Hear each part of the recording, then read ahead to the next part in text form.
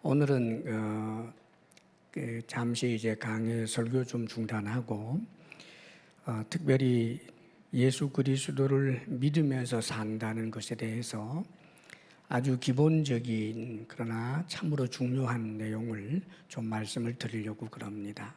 특별히 지난주에 이제 예수님을 영접하고 믿기로 결심하신 분들은 오늘 말씀을 통해서 더욱더 믿음이 견고해지기를 부탁합니다. 아멘. 지금 읽은 이 말씀은 사도 바울이 쓴 이제 서신인데 그가 이렇게 놀라운 선언을 하고 있죠. 내가 그리스도와 함께 십자가에 못 박혔나니. 이 뜻은 예수님이 십자가에 못 박혀 죽을 때 자기도 함께 못 박혀 죽었다는 말입니다. 실제로 예수님이 십자가에 못 박힐 때 바울은 아직 예수님을 믿기 전이었고 오히려 예수 믿는 사람들을 반대하고 박해하던 사람입니다. 그런데 이 사람이 놀랍게 하는 말이 예수님이 십자가에 못 박혀 죽을 때 자기도 함께 못 박혀 죽었다는 거예요. 물론 이것은 이제 유비의 말입니다. 근데 거기에 중요한 이제 복음 진리가 있는 거죠. 예수님께서 십자가에 못 박혀 죽은 것은 사람들의 죄 때문입니다. 인류가 가지고 있는 그 죄, 아담 때로부터 시작해서 또 주님이 재림할 때까지 인간들이 가지고 있는 그 죄를 용서하시는 길을 열어놓은 것이 예수님 십자가 대속 사건이에요. 그런데 예수님을 믿게 되면 예수님께서 우리의 죄를 대신 감당해 주셨기 때문에 죄에 대해서는 반드시 책임이 따르는데 이제는 그 책임을 면하게 되었다 하는 의미입니다. 다시 말하면 옛사람, 죄로 말미암아 죄에 대한 책임을 져야 할 죄의 형벌을 받아야 할 내가 이미 예수님을 통해서 이제는 죄의 형벌에 대해서 면제받게 되었다. 그런 의미를 지금 담고 하는 말입니다. 그래서 요한복음 3장 17절에도 보면 그를 믿는 자는 즉 예수님을 믿는 자는 심판을 받지 아니하는 것이요.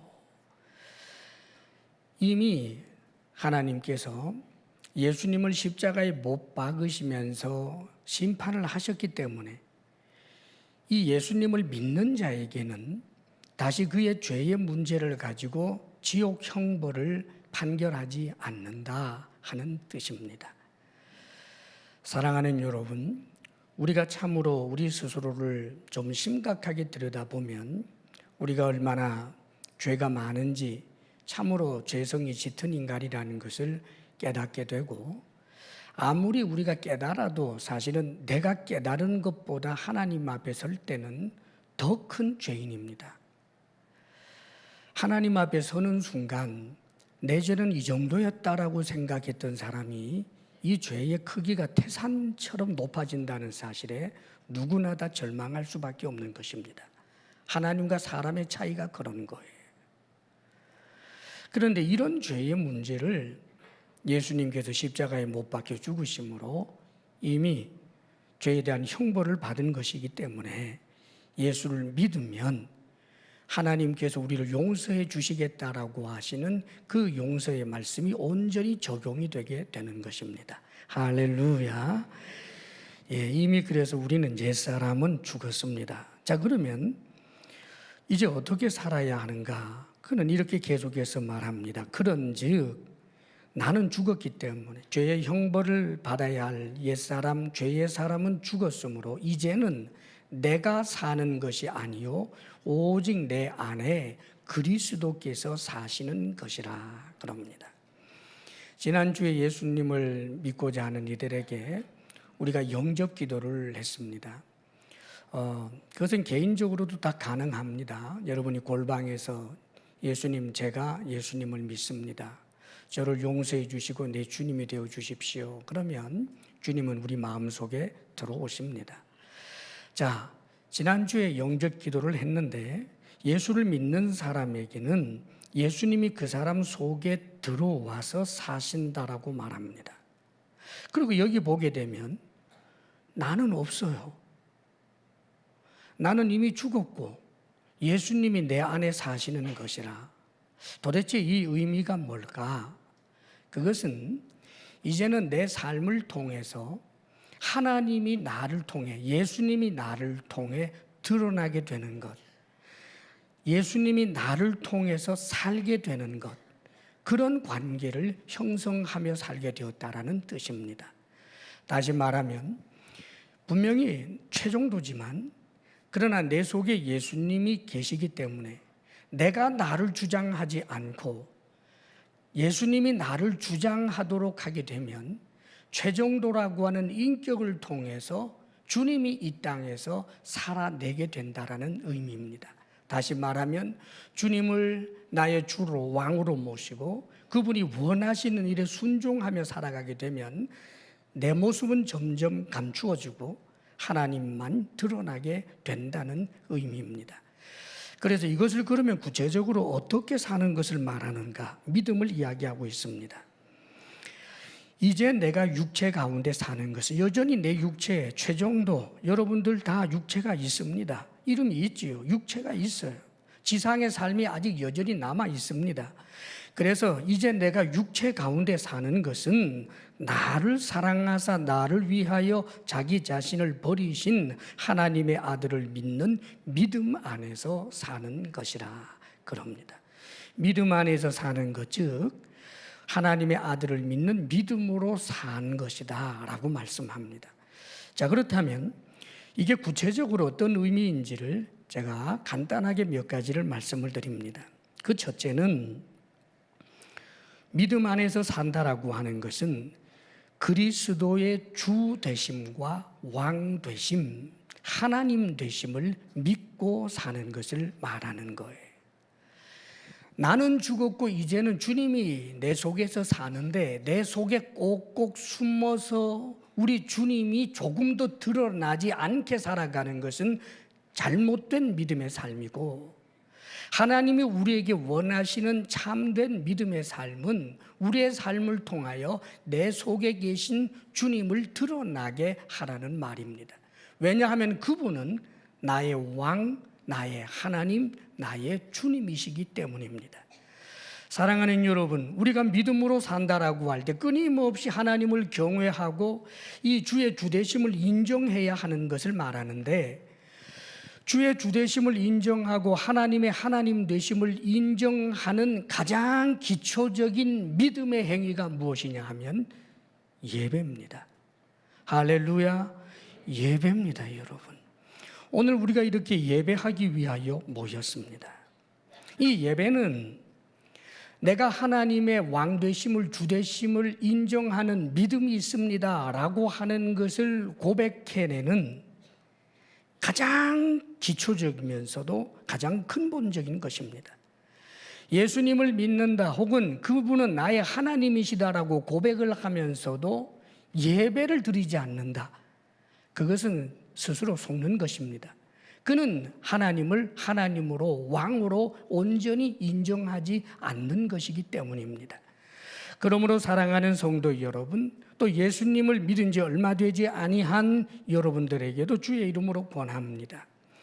내가 하나님을 왕으로 인정하고 믿는 그 믿음을 드러내는 행위는 하나님 앞에 나와 하나님을 경외하고 예배하는 데 있다라고 하는 사실을 잊지 말고 예배의 자리를 늘 소중히 여기시기를 주의 이름으로 축원합니다.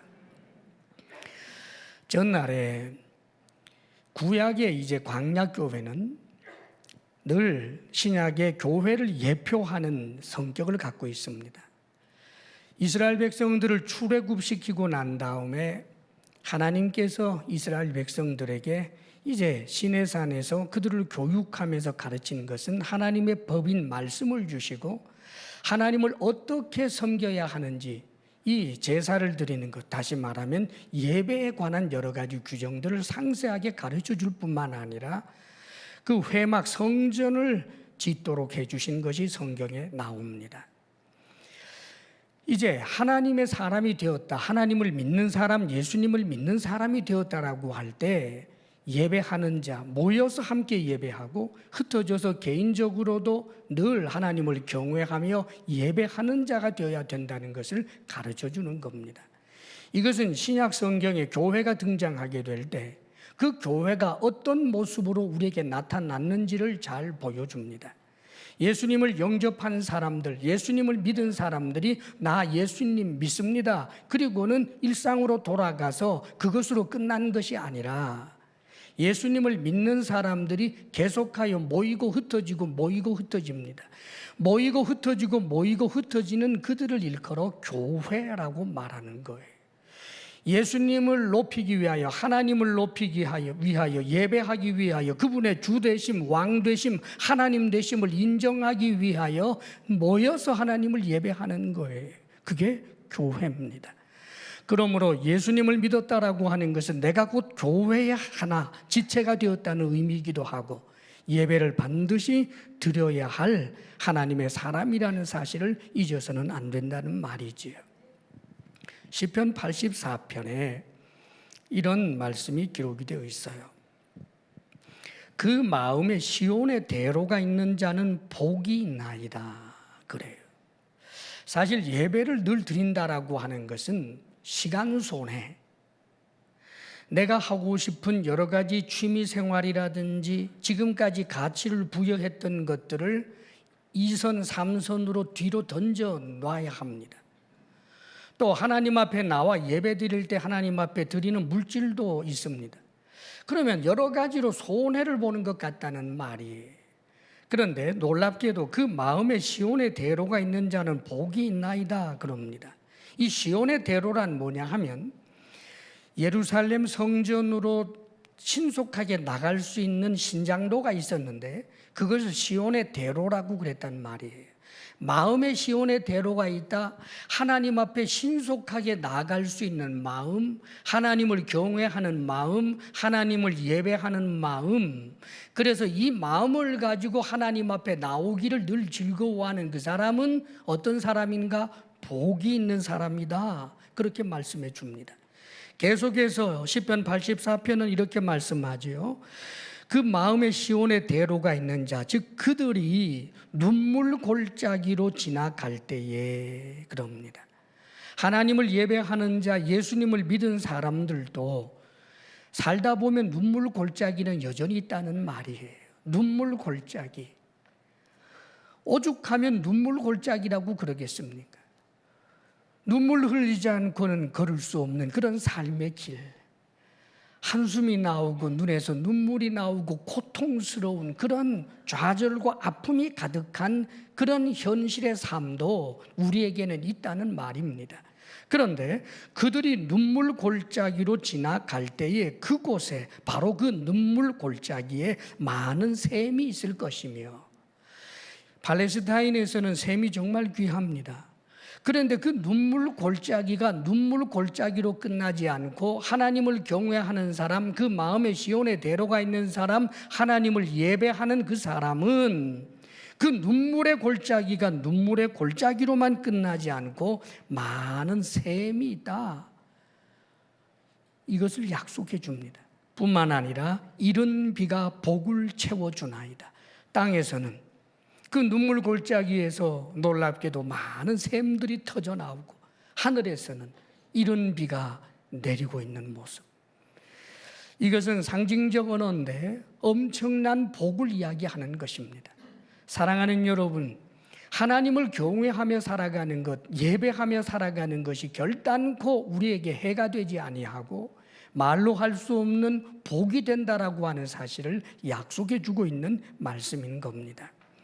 실제로 성경에 보면 이런 예가 있어요.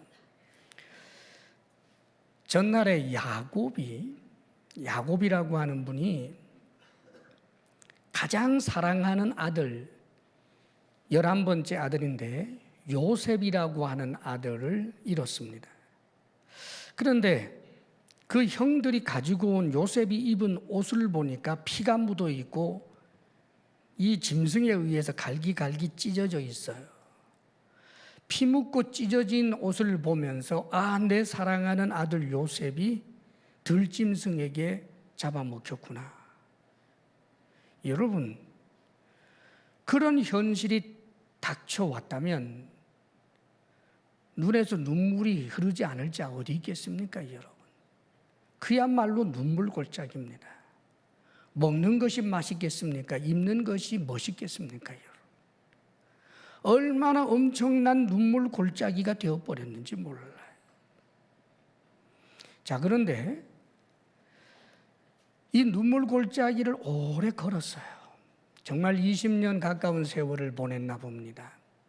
그런데 놀랍게도 죽은 줄 알았던 그 아들 요셉이 총리가 되어서 등장하는 거예요.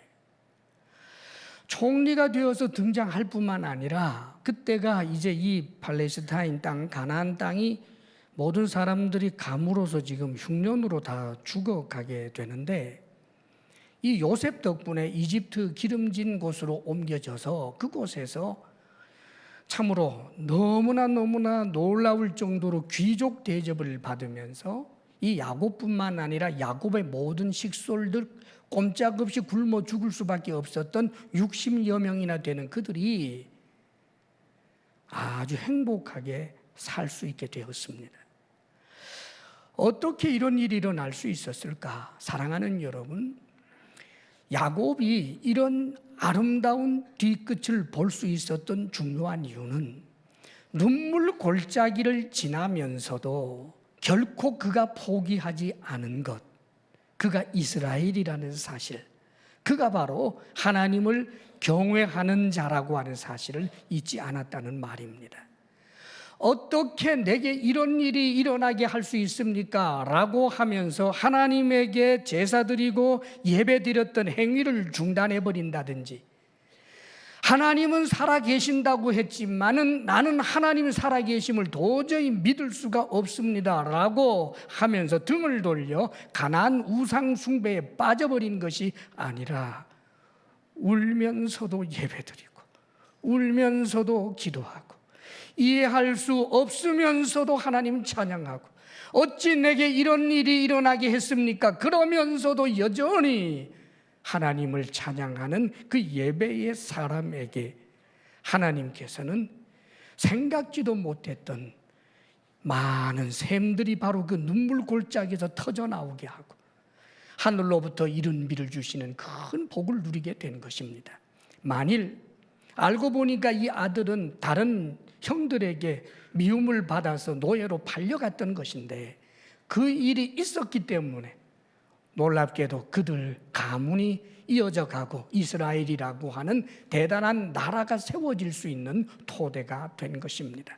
사랑하는 여러분, 신약 성경에도 말씀해 주고 있습니다. 하나님을 사랑하는 자, 하나님을 사랑하는 자, 하나님을 두렵고 떨림으로 경외하고 사랑하는 자를 말하는 거예요. 하나님을 사랑하는 자, 그 뜻대로 부르심을 입은 자들에게는 모든 것이 합력하여 선을 이루느니라. 사랑하는 여러분, 예배드리기가 힘들어질 때가 있을 것입니다. 예배드리러 오는 것이 힘들 만큼 여러분의 삶이 팍팍하고 어려울 수도 있을 것입니다. 시간이 부족할 수도 있을 것입니다. 그러나 저는 말씀드립니다. 그것은 복의 길이 아닙니다. 내가 하나님을 예배할 수 있는 자가 된 것은 예수 그리스도 십자가 구속의 은혜 때문입니다. 이 큰 복을 복으로 여기시고 복을 복으로 누릴 수 있기를 주의 이름으로 축원합니다. 예배하는 자가 되어 사시기를 주의 이름으로 간절히 축원합니다.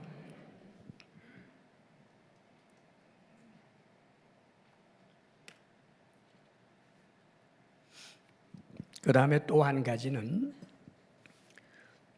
이제 믿음 안에서 산다고 하는 것은 하나님의 사랑과 돌보심을 믿으며 사는 것을 의미합니다. 그게 믿음이에요. 내가 육체 가운데 사는 것은 나를 사랑하사 나를 위하여 자기 자신을 버리신 하나님의 아들을 믿는 믿음. 하나님은 나를 사랑하시고 하나님은 나를 돌보신다. 이것을 믿으며 사는 것입니다. 하나님이 나를 사랑하신다. 그 증거는 예수님 십자가 구속의 은혜로 드러나는 거예요. 나를 위하여 십자가에 못 박혀 죽으신 주님, 그 은혜를 생각하면 우리는 하나님의 사랑을 부인할 수가 없습니다. 때때로 우리의 삶에서 하나님의 사랑이 의심이 들거들랑 십자가 사건을 묵상하시기를 바랍니다.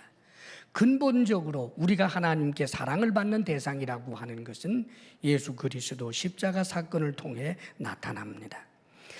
예수님을 믿으면 신분 변화가 일어나는 거예요.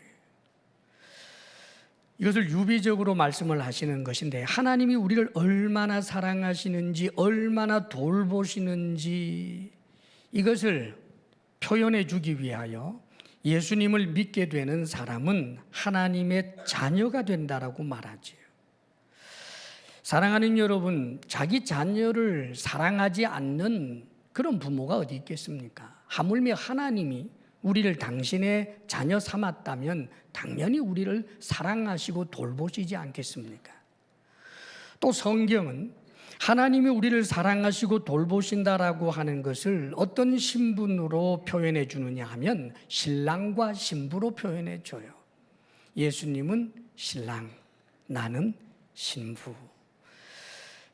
신랑이 그것도 신혼기에 그냥 그 아내를 너무너무 사랑하는 것처럼 그렇게 주님께서 우리를 사랑하시고 돌보신다. 또 어떤 경우에는 주님은 머리, 우리는 몸. 그래서 머리가 몸을 돌보듯이 우리를 돌보신다. 사랑하는 여러분, 하나님께서 우리를 사랑하시고 돌보신다라고 하는 사실을 우리로 하여금 믿을 수 있도록 하기 위하여 이렇게 쉬운 언어들로 우리에게 설명해 주고 있는 것입니다.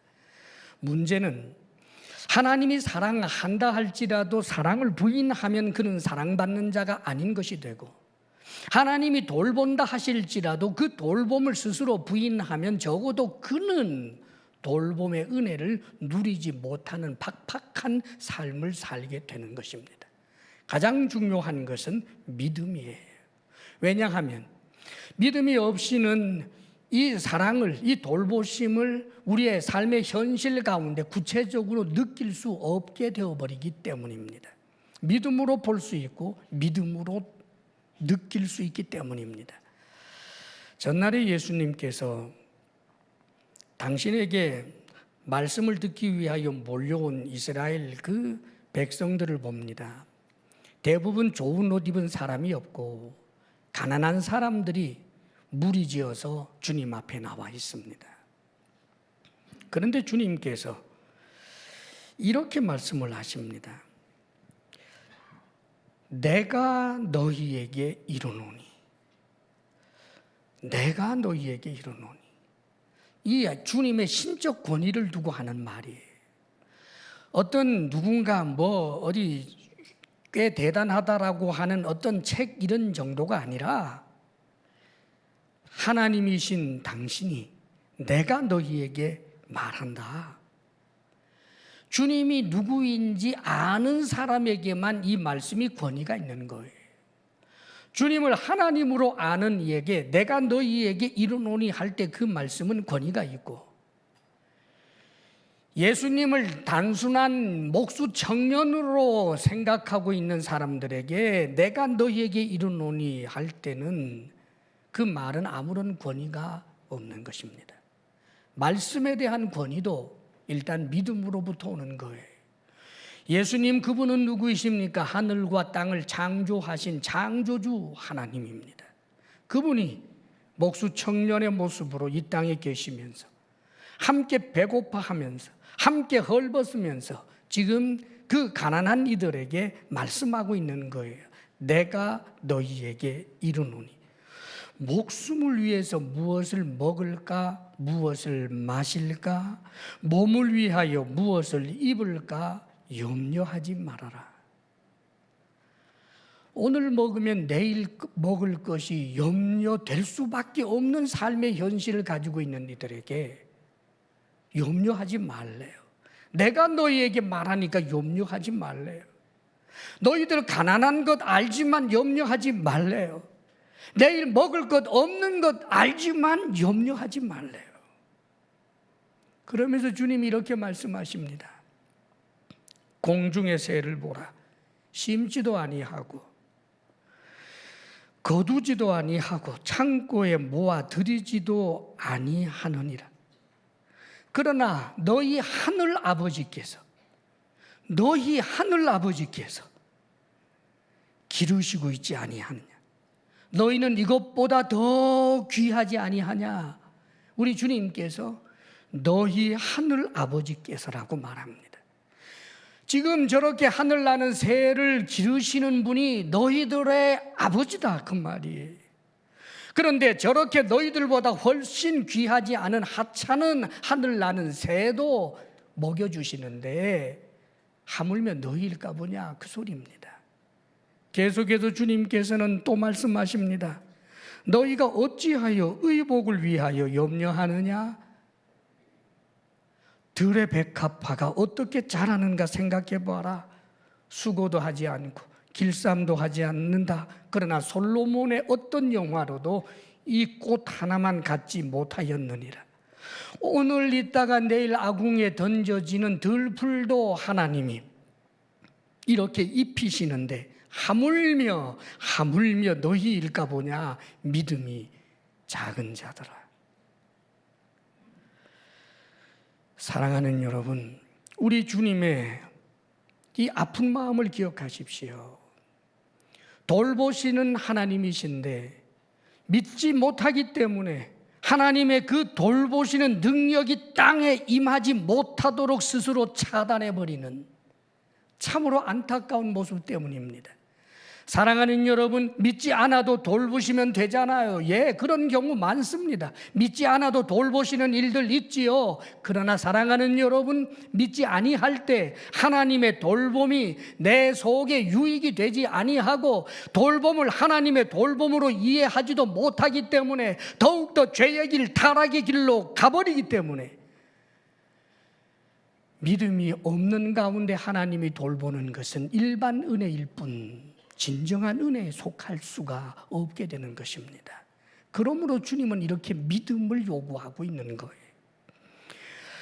그러므로 내가 너희들에게 말한다. 너희는 먼저 그의 나라와 그의 의를 구하라. 하나님을 경외하고 하나님의 하나님 되심을 인정하고 그렇게 살라는 거예요. 그러므로 내일 일을 염려하지 말고 내일 일은 내일이 염려할 것이요 오늘의 괴로움은 오늘로 족하니라 그렇게 말합니다. 내일 일은 염려하지 말아라. 내일 일은 내일이 염려하게 해라. 무슨 말입니까? 내일은 오지도 않았어요. 내일 일은 내일이 염려하게 하라. 염려하지 말라 그 말입니다. 왜요? 하나님이 돌보시니까, 하나님이 입혀주시니까. 다만 나는 하나님 앞에 우선순위를 두고 하나님 나라와 하나님의 의를 먼저 구하는 자가 되도록 나 자신을 독려하라는 거예요. 우리가 신앙생활을 하면서 정말 위험한 것은 염려입니다. 염려. 이제 믿음 생활하면서 특별히 믿음의 출발선을 이제 가지고 있는 분들에게 특별히 당부합니다. 염려가 찾아오면 그 염려에 매이기 시작하면 그러면 신앙에 엄청난 위험이 찾아오게 됩니다. 전날에 우리 주님께서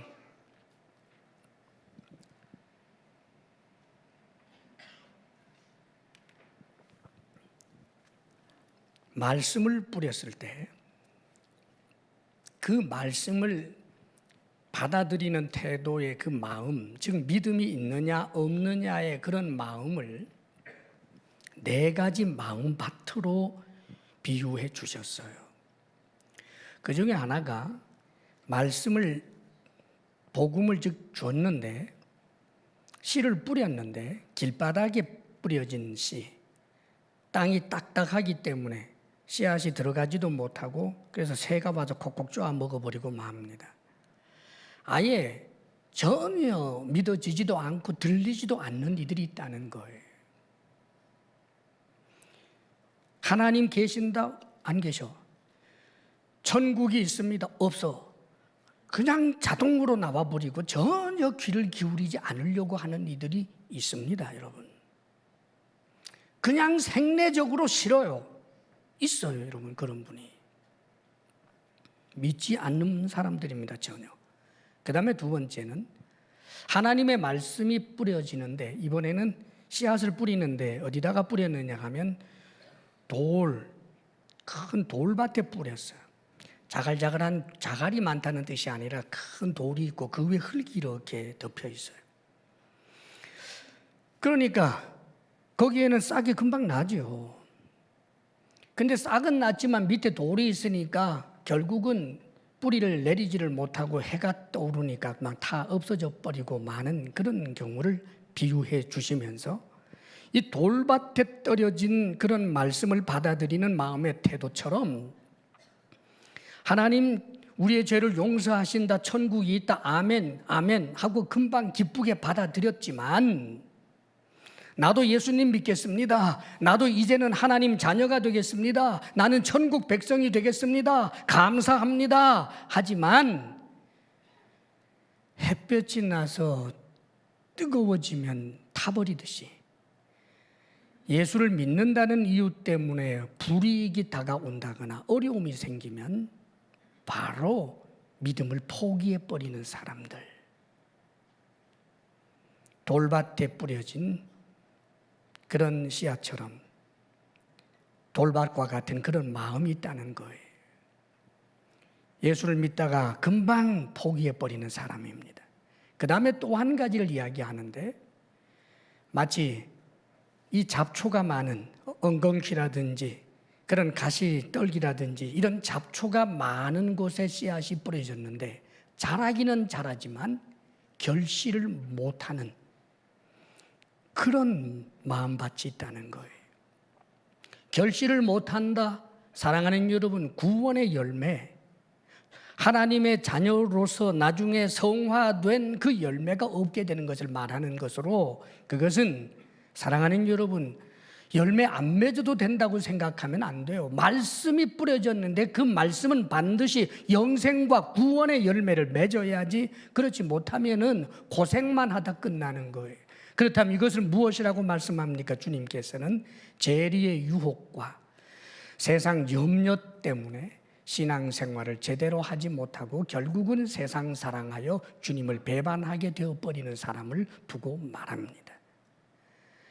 마지막에 주어진 말씀이 옥토와 같은 마음밭으로 믿음의 뿌리를 깊이 내리고 그리고는 아름다운 열매를 맺는데 영생의 열매요, 성령의 열매요, 나중에 성화된 자가 누리게 되는 모든 영광의 열매. 할렐루야. 사랑하는 여러분, 경계하시기를 바랍니다. 하나님께서 나를 사랑하시고 돌보신다라고 하는 믿음을 가지고 내 삶의 형편과 처지가 아무리 어려워도 끝까지 믿음으로 살아갈 수 있는 주의 사람들 되시기를 주의 이름으로 축원합니다. 마지막 한 가지 더 말씀을 드립니다. 세 번째는 주님을 만날 때까지 믿음으로 사는 것을 말하는 거예요. 내가 육체 가운데 사는 것은 나를 사랑하사 나를 위하여 자기 자신을 버리신 하나님의 아들을 믿는 믿음 안에서 산다. 우리는 언제까지 이 믿음을 지키며 살아야 하는가? 주님을 만날 그날까지 믿음으로 살아야 하는 거예요. 예수님을 믿는다라고 하는 것은 삶을 이야기하는 것입니다. 믿음으로 사는 것입니다. 언제까지? 내가 죽을 때까지 말입니다. 아버지여 내 영혼을 아버지 손에 부탁하나이다 하는 그때까지 말입니다. 혹은 예수님이 이 땅에 재림하시게 되는 그때까지 말입니다. 끝까지 믿음을 지키며 살아야 하는 것입니다.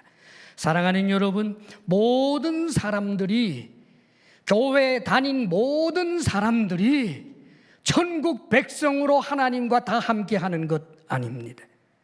사랑하는 여러분, 오늘 주님을 위하여, 교회를 위하여 땀 흘리는 현재를 가지고 있는 그 사람이 100% 하나님 앞에 천국 백성으로 서게 되는 것 아닙니다. 우리는 우리의 신앙생활에 있어서 늘 깨어 있을 줄 알아야 합니다. 마귀는 여전히 역사합니다. 공중 권세 잡은 마귀가 우리의 믿음을 빼앗기 위해서 역사하고, 사랑하는 여러분, 이제 십자가에 못 박혀 죽어버린 내가 또 살아나서 계속하여 정욕으로 꿈틀거리고 욕심으로 꿈틀거리고 더러움과 이기심으로 그렇게 머리를 쳐들 때가 얼마나 많은지 모릅니다. 그러나 그럴 때마다 내 속에 살아계시는 주님을 의지하며 날마다 자기 자신을 부인하며 주님과 동행하는 삶을 끝까지 살아가야 하는 것입니다. 왜냐하면 이 길의 끝은 세상이 줄 수 있는 영광과 좋게 비교할 수 있는 그런 것이 아니기 때문입니다. 사랑하는 여러분, 우리가 주님과 동행하며 그 어떤 대가를 지불하며 살아간다 할지라도 내가 지불한 대가의 1000배, 10,000,000배를 보답해 주실 수 있는 능력의 하나님이 우리의 하나님이시기 때문입니다. 사랑하는 여러분, 이 영생의 큰 복을 누리게 된 이 믿음의 길에서 잠시 믿는다 하다가 언젠가 믿음 없는 자로 하나님 앞에 드러나 버리는 그런 사람이 한 사람도 없기를 바랍니다. 제가 바라고 또 바라는 것은 저를 포함해서 지금 2019년 현재 나는 예수님을 믿습니다, 감사합니다, 이 예배의 자리에서 충성을 결단하고 믿음으로 살 것을 결단한 내가 영원한 세계 그곳에서 내가 그때처럼 왜 믿음을 지켜내지 못했을까, 그렇게 후회하는 사람이 되는 것, 그것만큼 불행한 일은 없습니다.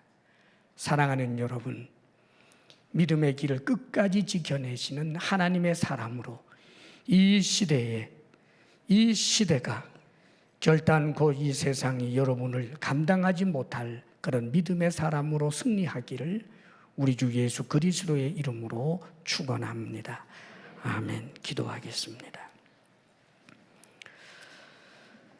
아버지 하나님, 예수님을 믿는다는 큰 복을 받았으면서도 이 복을 하찮게 여겨 마치 돼지가 진주의 가치를 알지 못하여 짓밟는 것처럼 그렇게 어리석은 자가 되지 않게 하옵소서. 우리 주의 왕 되심을 인정하여 언제나 경외하며 살게 하시고, 주님이 나를 사랑하시고 돌보신다는 사실을 어떤 삶의 환경에도 인정하고 믿을 수 있게 하여 주셔서 끝까지 믿음의 경주 승리하게 하여 주옵소서. 예수님 이름으로 기도하옵나이다. 아멘. 우리를 위해 십자가에 못 박혀 죽으시고 우리가 받아야 할 영원한 죄의 형벌을 감당해 주신 주님 감사합니다. 이제는 우리가 오직 주를 높이며 예배하는 자로 살아가게 하옵소서. 이제는 우리가 하나님의 사랑과 돌보심을 삶의 어떤 경우에도 부인하지 않고 믿음으로 살아 아버지 하나님께서 이 땅에서 모든 필요를 공급하여 주시는 것을 날마다 풍성히 경험하며 살아가게 하옵소서. 아버지여, 주신 은혜 생각하며 우리가 예물을 올려드립니다. 주님께서 주신 것 가운데 우리가 거룩하게 구별하여 올려드리는 것이지만 마치 우리 속에서 난 것처럼 받아주시오니 감사합니다. 하나님 아버지, 주의 사랑하는 우리 성도들의 일터를 긍휼히 여기셔서 말씀을 따라 주의 돌보심을 믿고 땀 흘려 일하면 하늘로부터 하나님이 응답하여 주셔서 땅에 기름진 것으로 넉넉하게 공급하여 주옵소서. 아버지 하나님, 주님께서 함께 하심을 믿고 그 마음에 사방의 평강을 누리며 살아가게 하옵소서. 우리 성도들에게 건강의 복을 주옵소서. 마음에 주님께서 언제나 주로 좌정하여 주옵소서. 사랑하는 우리 성도들의 각 가정마다 부부사랑 돈독하게 하옵소서. 우리들의 자녀에게 은혜를 주셔서 믿음 있는 자로 항상 드러나게 하옵소서. 이제는 우리 주 예수 그리스도의 크신 은혜와 하나님 아버지의 한없는 사랑과 성령의 교통하심과 충만케 하심이 어떤 경우에도 믿음 있는 자로 살겠습니다 결단하며 나아가는 사랑하는 모든 성도들 위해 이제로부터 영원토록 함께 하시기를 간절히 축원하옵나이다. 아멘.